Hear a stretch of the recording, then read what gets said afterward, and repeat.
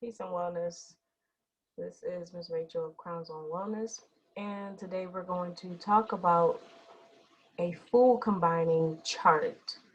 And so, this chart, although it looks a little busy, it can be very helpful in learning how to properly combine your foods so that you avoid digestive issues and challenges. Okay, so starting from the top here, and I really want to make sure that we read everything and understand everything on this chart. Okay. Now, this chart is also very handy to have in the kitchen, somewhere maybe on the refrigerator or in your cupboard, so that when you are grabbing your snacks or when you are putting together your meals, you can easily refer to this. Okay, so starting at the top, you do not want to combine more than 2 of these boxes per meal. Again, the body is very intelligent in its ability to break down food and other consumable products. However, when you overload the system, you can run into issues, okay? So the first box we're gonna address is the acid fruit. Now, the acid fruit can take up to 2 hours to digest, and this is everything from your sour apples, like maybe your green apples and things like that, all the way to your limes and your lemons, anything that has an acidic um, component to it, okay? So this takes about 2 hours to digest. Now, as we move to the right of that acidic fruit box or acid fruit box, it says that it's bad to combine your acid fruit with your sweet fruit. Now, here's the thing. Sweet fruit takes up to 3 hours to digest. And these are your dried fruits, bananas, figs, prunes, mangoes, things like that. Okay, so you do not want to combine these two boxes because you can definitely end up with some digestive challenges. Okay, it may not present right away. And the ironic thing about the body is a lot of times, depending on your state of health, it can take up to 3 days for your body to show you that it likes something or it doesn't like something. And again, depending on your health, it can take a little bit longer. So if your system is already sluggish, whether that's your immune system, your digestive system, things like that, if it's already sluggish and backed up, it can take longer than 3 days. Okay, so coming back over to the acid fruit, if you come down, you can actually combine your acid fruit with your sub-acid fruit. Okay, now these things takes about 2 to 3 hours to digest. These are just like your regular apples. Maybe you have a red apple and things like that. Your cherries, grapes, raspberries, pears, things like that. You can actually combine 2 of these uh, foods in both of these groups. Okay, so maybe you want to take a pomegranate and maybe have pomegranate seeds with a couple slices of a pear. Okay, that'll be a good blend. Very colorful, so you're also still getting parts of the rainbow, which you have a lot of your nutrients that comes with that. Okay. Coming over to this side, now your sweet fruit can also be paired with your subacid fruit, okay? The only thing is you never want to really mix dried fruit with any natural whole fruits, right? Because the dried fruits are typically cured with some type of sugar and preservative, okay? So that can actually raise your blood sugar level and cause some issues. So you just kind of want to do those things by themselves.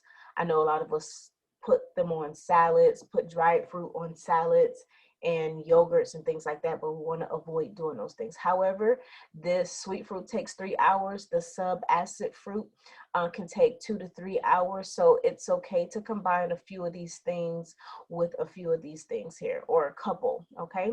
So as you can see, acid fruit pairs well with sub-acid fruit. Sweet fruit also pairs well with sub-acid fruit, but you never want to mix acid and sweet. Okay, coming down to melons. These must be eaten alone. Do not make a fruit salad. Do not pair it with cheese or any other food product. These things must be eaten alone because they can take up to 2 hours to digest.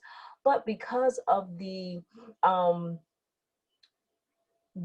structure of melons, they absolutely must be eaten alone because your body identifies them a little bit different in how it breaks it down. Okay, so you want to eat these all by themselves, and you want to wait about 30 minutes to an hour before you eat something else. Okay, so just because you eat a bowl of watermelon, 5 minutes later you want to eat a bushel of grapes. You don't want to do that. Okay, because the body can still, although these are real whole fruits, the body can still putrefy these things, and they can sit and rot in the gut, and we do not want that. Okay, so these are the fruits. Okay, so coming down to this big bold red line here, it says do not mix foods across this line. That simply means none of these fruits up here, none of these foods up here will be paired with any of these things down here. Okay, you will not cross, you know, cross share, if you will, any of these things here. And that includes your dry fruits with your vegetables and your salads and things like that. You don't want to do that. That also includes making smoothies where you have fruit and vegetables in the smoothies. That is a no-go. Okay, it may not present right away, but you definitely don't want to do that because your body breaks these things down in different ways. Okay, so looking at protein, flesh, these are for those individuals who still consume meat, and hopefully a high quality, high caliber meat, something that is organic, and you have a standard relationship with the butcher or the farms where you are getting your food from, your meats from. Protein, the kind that comes from animals, can take 12 hours to digest. Okay, 12 hours to digest. Now moving over to the right, as you can see, we have a bad combination here. You do not want to pair animal protein with starches. Even though this takes 12 hours to digest, this is of a more digestible nature than meat is, animal meat.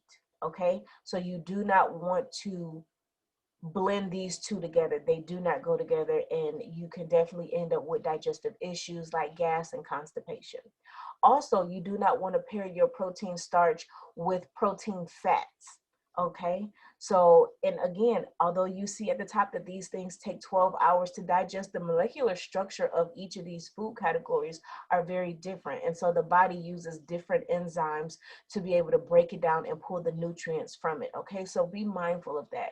You don't want to mix your avocados. Like, I know a lot of people like Buddha bowls where you have brown rice, black beans, maybe some cabbage, and then you got slices of avocado on top of that. You don't want to do that. Okay, again, the body breaks down these particular categories very differently, and so you want to be extremely careful with that. Okay, now you have your protein, fat, and then your regular fat. These are actually pretty decent to, they kind of yield the same results as far as fats in the body. Some healthy, some unhealthy, but they kind of act the same way. The body really doesn't know the difference between high quality oils and low quality oils. It just knows that it's an oil or it's a fat. Okay, and so you want to be careful with healthy fats and unhealthy fats. Okay, so coming all the way back over to the left side of the screen here, we want to look at the protein from the animals. It's okay to pair that, so your animal meats, it's okay to pair those with the low and non-starchy vegetables. Okay, now here's the thing. Although it takes up to 5 hours to digest, again, the body is very intelligent in how it breaks things down. So it will break down the easiest thing first, and then it'll come back and work on the more challenging food that you've consumed. And not to sound biased here, but anybody who's dealing with health issues or health complications absolutely must come off of animal products and animal byproducts. So your animal meats and your animal mammary gland excretions like milk and all of the byproducts that come from that, the cheese and the yogurt and the ice cream and things like that. You definitely want to come off of that.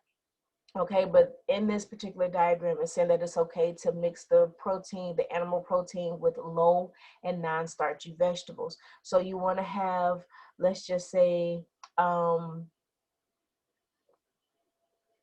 turkey with maybe a side of carrots and